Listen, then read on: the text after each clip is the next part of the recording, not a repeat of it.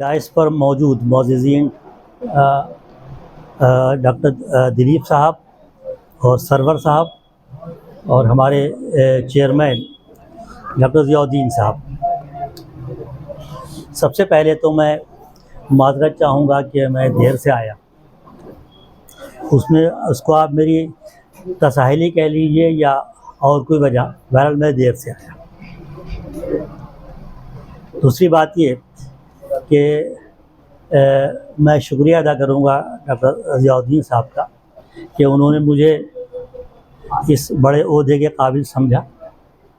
हालांकि मैं इस काबिल तो नहीं था और मुझे ये लग रहा है कि इन्होंने पता नहीं किस वक्त की दुश्मनी निकाली है जो मुझे तलवार की धार पे खड़ा कर दिया। बहरहाल बहुत अच्छी अच्छी बातें हुई। सरवर साहब ने तारीख़ दोहराई बहुत मुख्तसर। दिलीप साहब ने भी तारीख़ पर भी और मौजूदा दौर के हालात जो हैं उन पर रोशनी डाली।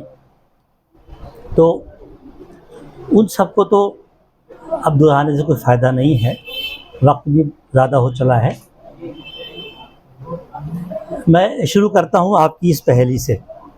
इसमें जो बहुत अच्छा है, सारे तारीख़ी पहलू को उन्होंने लिया है, लेकिन यौम आज़ादी के ताल्लुक़ से एक सवाल मेरे ख़्याल से होना चाहिए था। वो था कि आप हुब्बुल वतनी से क्या समझते हैं, पैट्रियाटिज़्म से क्या समझते हैं, देशभक्ति से क्या समझते हैं। और उस पर एक छोटा सा पैराग्राफ अगर होता तो बड़ा अच्छा होता।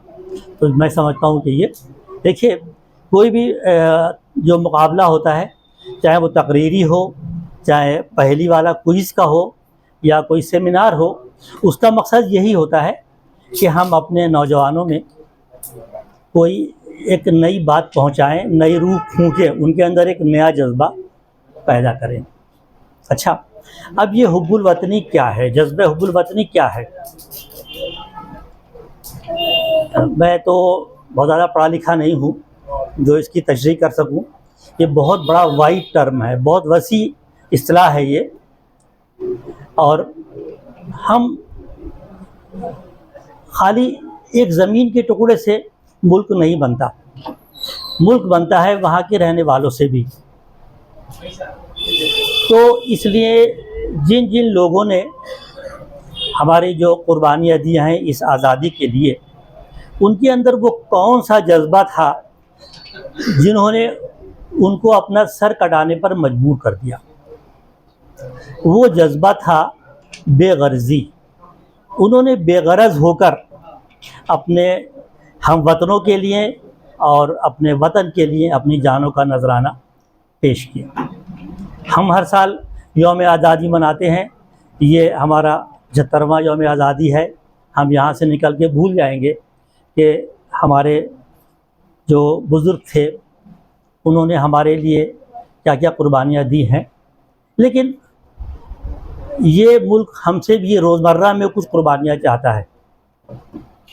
मिसाल के तौर पे हम बेगरज होकर सोचें कि हमारी ज़ात से किसी को तकलीफ़ तो नहीं पहुंच रही है।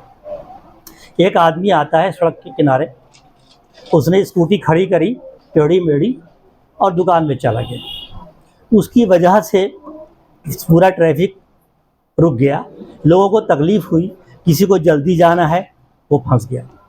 तो ये छोटी सी बात है, लेकिन हम इस पर सोचते नहीं हैं कि हमारी इस ज़रा सी लापरवाही से क्या।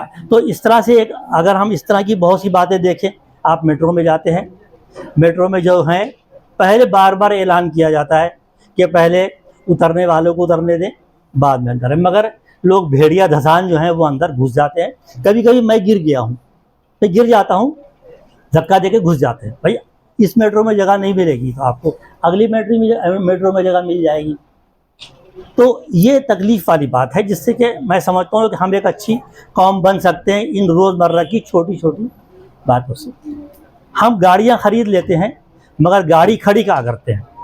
गाड़ी खड़ी करते हैं हम सड़क के ऊपर। माफ़ कीजिएगा, बहुत से लोगों को बुरा लगेगा, मैं भी उसमें शामिल हूँ, मैं भी ये करता हूँ। गाड़ी खड़ी करेंगे सड़क पे, 10 फीट की सड़क है, उस पर आपकी 3-4 फीट की चौड़ी गाड़ी खड़ी हो गई। अब लोगों को कहाँ से निकलना है बताइए? हम घरों में जगह नहीं बनाते, गाड़ियों पे गाड़ियाँ खरीद लेते हैं, एक घर में एक गाड़ी है, 2 गाड़ी है, सड़क पे। और लोगों को अगर मैं टोकता हूँ तो कहते हैं फिर हम गाड़ी कहाँ खड़ी करें, सड़क तो इसीलिए होती है। जबकि हमें बताया गया है कि हम अगर रास्ते से एक कांटा भी हटाएं तो हमें 10 नेकियों का सवाब मिलेगा, लेकिन हम बजाय कांटा हटाने के हम और कांटे उगाते हैं। आप मुझे बताइए, आप लोग रोज़ अखबार पढ़ते हैं, चीनी मांझे से कितने लोग मर गए अब तक। हम 75वां यौम आज़ादी मना रहे हैं, उसकी खुशी मना रहे हैं, लेकिन उसमें पतंगे उड़ा रहे हैं चीनी मांझे से, जिससे कि लोगों की गर्दन कट रही है। सोचिए कि उस घर में क्या आलम होगा जिसका एक कमाने वाला मर गया इस चीनी मांझे से। हम ये क्यों नहीं सोचते, हमारे ये नौजवान जो हैं ये क्यों नहीं सोचते कि हम ऐसी मांझा क्यों इस्तेमाल करेंगे जिससे लोग मर जाए। ऐसी बहुत सी छोटी छोटी बातें हैं जो अगर हम जिनमें हम अगर बेगरजी ले आए। लाइन का मसला है, हमारी पूरी कोशिश होती है कि हम सबसे आगे पहुंच जाए, सबसे पहले हमें टिकट मिल जाए, सबसे पहले हमारी बारी आ जाए, डॉक्टर के यहाँ हैं, टिकट विंडो पर हैं, कहीं पर भी हैं, हमारी पहली कोशिश क्या होती है कि अच्छा हम आज़ाद हो गए। लेकिन हम आज़ाद हुए सिर्फ अंग्रेज़ों से, लेकिन हम अपनी खुदगर्जी से आज़ाद नहीं हुए, हम करप्शन से आज़ाद नहीं हुए। करप्शन क्या है?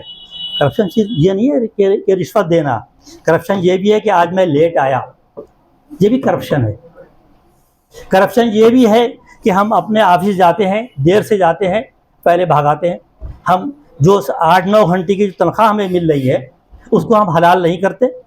ये भी तो हमारे लिए वतन की खिदमत है कि हम तनख्वाह तो ले रहे हैं पूरे महीने की, पूरे दिन की तनख्वाह ले रहे हैं, मगर हम बैठते कितनी देर हैं, काम कितनी देर करते हैं। ये मुझे बता दीजिए कि हम करप्ट हैं कि नहीं है। हम अगर कोई ट्रैफिक वाला हमें पकड़ लेता है तो हमारी पहली कोशिश क्या होती है कि ये 100 रुपये पकड़ो और हमें छोड़ दो।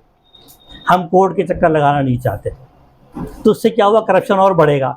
अच्छा ये 2000 रुपये चालान है ना, 500 रुपये दे दो हमें, आपको कोर्ट हम नहीं जाने देंगे। आप उसको 2000 रुपये दीजिए ना, या मत एक बार चक्कर लगाइए। अगर सब लोग ये तय कर लें कि हमें कोर्ट जाना है, कोर्ट भी अपनी जिम्मेदारी महसूस करेगा और पुलिस वाले भी सोचेंगे यार हमें इससे मिलने जुलना तो है नहीं, तो चलो ठीक है। तो ये हमारी पहली कोशिश होती है। हमारी पहली कोशिश क्या होती है, कॉलेज में हमारा दाखिला आउट ऑफ टर्न हो जाए।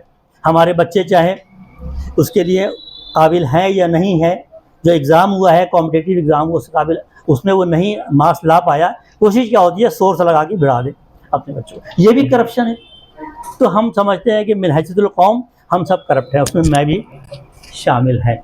एक मैं आपको मिसाल दूं, सन 91 में जब अभी जो अफीम की और नील की बात हो रही थी, जब मैं गजेटेड ऑफिसर बना सन 91 में, ज्वाइन करने गया, DFP फील्ड पब्लिसिटी में गया था, तो मुझे 4 पेज का एक किताब थमा दी गई कि जी इसको भर के जमा कीजिए। क्या था उसमें टेक ओवर होता है, और मतलब हमने क्या चीज़ छोड़ के आए, क्या चीज़ लेके आए, वो टेक ओवर होता है, चार्ज लेना होता है। उसमें क्या था, आपके पास कितने घोड़े थे, आपके पास कितनी अफीम की, आप यकीन जानिएगा ये मुझे बीत चुका है, कितनी कोठी थी आपके अंडर में थी अफीम की, कितनी कोठी थी आपके अंडर में। 40-42 साल के बाद भी वही चल रहा था। देखिए ज़रा, मैं परेशान हो गया, भाई कौन सी कोठी, कौन से घोड़े, उनका ये सब छोड़ दिए, काट दिए, बस आप साइन करके दे दीजिए और आपका जो जी टेकिंग ओवर हो गया, चार्ज मिल गया। तो हम किस दुनिया में रह रहे हैं। हम लोगों को बुरा कहते हैं, नेताओं को बुरा कहते हैं। नेता कहाँ से आए, नेता तो हमारे अंदर से ही आए हैं ना, क्योंकि हम खुद करप्ट हैं तो नेता भी करप्ट है, नेता भी उसका फ़ायदा उठाता है। बहरहाल चलिए ये अलग बात हो गई। तो मैं कोई सदर वदर नहीं हूँ भाई, और न मैंने कोई सदारती खुतबा तैयार किया था। इसी यहीं बैठे बैठे 2-4 बातें मेरे जहन में आई, तो मैं उम्मीद करता हूँ कि अगर मैं रोज़मर्रा की ज़िंदगी में हम बेगर्जी अपना लें, पैसा मत दीजिए, आप मत अपनी जेब ढीली कीजिए किसी की मदद करने को। इस तरह की जो रोज़मर्रा की बातें हैं, सड़क पे चलते वक्त कूड़ा हम बाहर डाल देते हैं, अपने घर का साफ़ किया, कूड़ा बाहर डाल दिया, पड़ोसी घर के सामने डाल दिया, हमारा घर साफ़ रहे। अरे भाई, हम लाखों रुपए मकान बनाने में उसके डेकोरेशन में लगा देते हैं, मगर हम 100 रुपये की 150 रुपये का जो वो आता है कूड़े वाला, उसको हम पैसा देने को राज़ी नहीं है, हम बाहर फेंक देते हैं। ठीक है, कोई उठा ले या कुछ भी हो, हम जाते हैं चुपके से। मैंने खुद देखा है कि जा रहे हैं स्कूटर के ऊपर, भागे भागे गए, यूँ फेंका और आगे भाग गए स्कूटर पे चले। तो ये हमारा कैरेक्टर है। तो जब तक हमारा कैरेक्टर नहीं बनेगा, हमारे अंदर पैट्रियटिज्म, हुब्बुल वतनी, देशभक्ति नहीं आएगी। बस यहीं पर मैं अपनी बात खत्म करता हूँ। अगर मेरी बातें तल्ख लगी हो तो माफ़ कर दीजिए। बहुत बहुत शुक्रिया।